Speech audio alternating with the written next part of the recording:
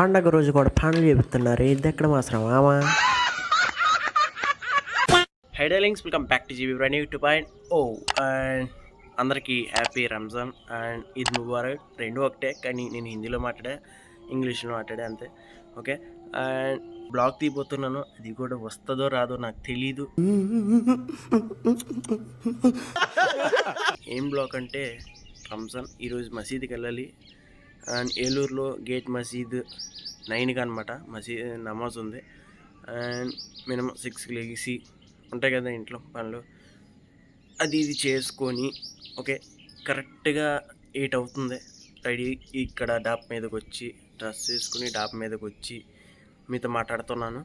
మనపోరా blog అనమాట. ఎందుకంటే mic దొబ్బింది, అంటే మైక్ పోయింది అనమాట. అది ఎట్లా పోయిందో అడగండి.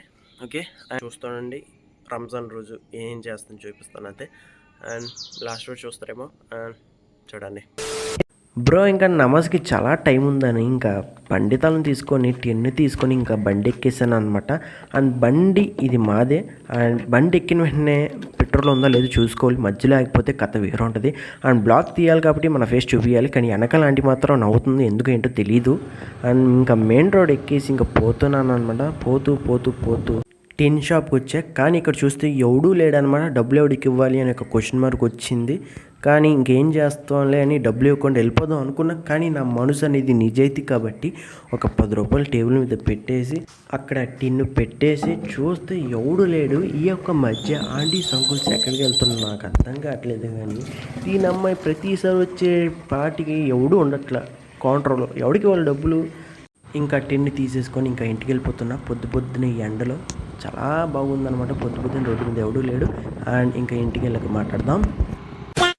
భయ్యా, కంటికి సురుమా పెట్టుకున్నాను భయ్యా. ఎంత మంట వస్తుందంటే అంత మంట వస్తుంది, కానీ పర్వాలా పని ఉంది.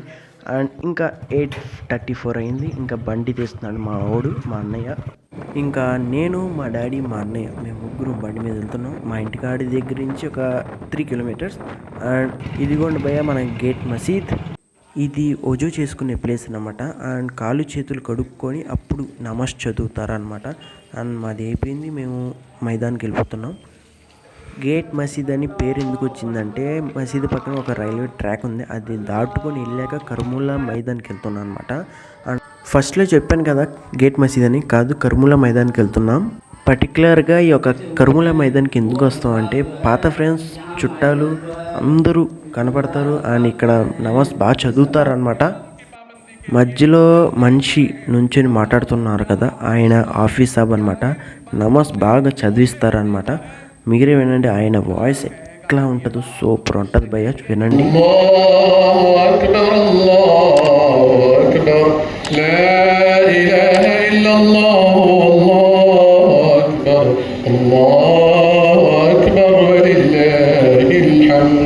నమాజ్ చదివినప్పుడు వీడియో తీయకూడదు, నమాజ్ చదివినప్పుడు సీరియస్గా ఉండాలి, అందుకోసం వీడియో తీయట్లా.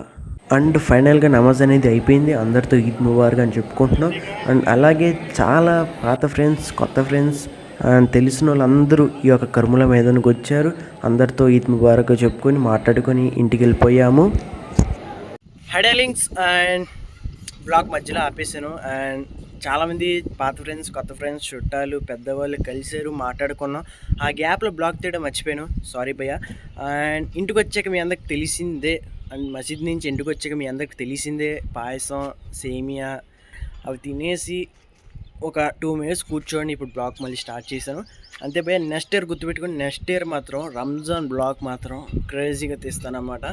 అది కూడా పబ్లిక్లోనే మాట్లాడతాను. ఇలాగ వాయిస్ ఓవర్ ఇవ్వకుండా పబ్లిక్లో మాట్లాడి డీటెయిల్స్గా చెప్పి ఎవరు ఫ్రెండ్స్, ఎవరు కొత్త వాళ్ళు, ఎవరెవరు పరిచయాలు అయ్యాయని కూడా వీడియో చూపిస్తాను. నెక్స్ట్ ఇయర్ గుర్తుపెట్టుకోండి. తీయకపోతే అప్పుడు నన్ను అన్ఫాలో చేసేయండి. And like and share, subscription support చేయండి. And 1 second, Eid Mubarak and love you, bye guys.